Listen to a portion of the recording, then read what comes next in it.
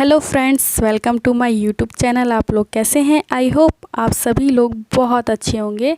मैं आज आपके बीच में फिर से एक मज़ेदार छोटी सी कहानी लेके आ गई हूँ। पर इससे पहले मैं अपनी स्टोरी आप सभी लोगों को सुनाऊँ, प्लीज़ मेरे चैनल को लाइक, सब्सक्राइब और बेल आइकन की घंटी को दबाना ना भूलें। और जब स्टोरी आप सभी लोगों को अच्छी लग जाती है तो अपने प्यारे दोस्तों को शेयर भी कर दिया करिए। तो चलते हैं, आज की कहानी आपको सुनाते हैं, जो है फूटा घड़ा। बहुत समय पहले की बात है। किसी गांव में एक किसान रहता था।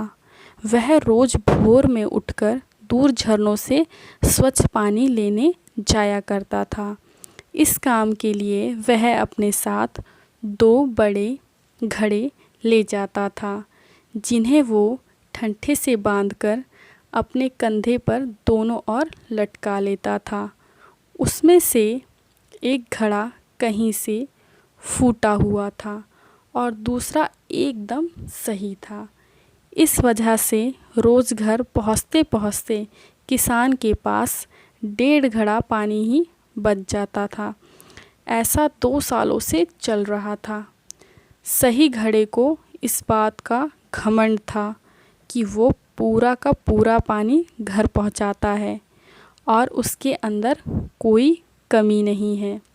वहीं दूसरी तरफ फूटा घड़ा इस बात से शर्मिंदा रहता था कि वो आधा पानी ही घर तक पहुंचा पाता है और किसान की मेहनत बेकार चली जाती है।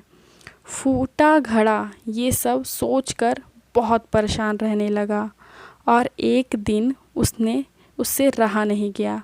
उसने किसान से कहा, मैं खुद पर शर्मिंदा हूँ और आपसे क्षमा मांगना चाहता हूँ। किसान ने पूछा, क्यों? तुम किस बात से शर्मिंदा हो? शायद आप नहीं जानते, पर मैं एक जगह से फूटा हुआ हूँ और पिछले 2 सालों से मुझ में जितना पानी घर पहुँचाना चाहिए था, बस उसका आधा ही पहुँचा पाया हूँ। मेरे अंदर ये बहुत बड़ी कमी है और इस वजह से आपकी मेहनत बर्बाद होती रही है। फूटे घड़े ने दुखी होते हुए कहा। किसान को घड़े की बात सुनकर थोड़ा दुख हुआ और वह बोला, कोई बात नहीं, मैं चाहता हूँ कि आज लौटते वक्त तुम रास्ते में पड़ने वाले सुंदर फूलों को देखो। घड़े ने वैसा ही किया। वह रास्ते भर सुंदर फूलों को देखता आया। ऐसा करने से उसकी उदासी कुछ दूर हुई, पर घर पहुँचते पहुँचते फिर उसके अंदर से आधा पानी गिर चुका था। वो मायूस हो गया और किसान से क्षमा मांगने लगा। किसान बोला, शायद तुमने ध्यान नहीं दिया। पूरे रास्ते में जितने भी फूल थे वो बस तुम्हारी तरफ ही देख रहे थे। सही घड़े की तरफ एक भी फूल नहीं देख रहा था। ऐसा इसलिए है क्योंकि मैं हमेशा से तुम्हारे अंदर की कमी को जानता था और मैंने उसका लाभ उठाया। मैंने तुम्हारे तरफ वाले रास्ते पर रंग बिरंगे फूलों के बीज बो दिए थे। तुम रोज़ थोड़ा थोड़ा करके उन्हें सींचते रहे और पूरे रास्ते को इतना खूबसूरत बना दिया।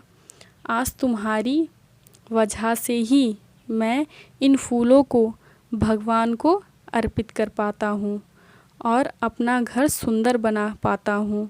तुम्हारी सोच अगर तुम जैसे हो वैसे नहीं होते तो भला क्या मैं ये सब कुछ कर पाता।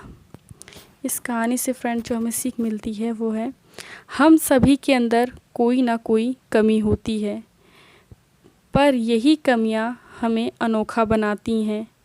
उस किसान की तरह हमें भी हर किसी को वो जैसा है वैसे ही स्वीकार करना चाहिए और उसकी अच्छाई की तरफ ध्यान देना चाहिए। और जब हम ऐसा करेंगे तब फूटा घड़ा भी अच्छे घड़े से मूल्यवान हो जाएगा। इस कहानी से फ्रेंड्स हमें ये शिक्षा मिलती है और मेरी स्टोरी आप लोग शेयर कर दीजिए अपने फ्रेंडों के साथ। फिर मैं एक प्यारी सी स्टोरी आपके बीच में लेके आती हूँ।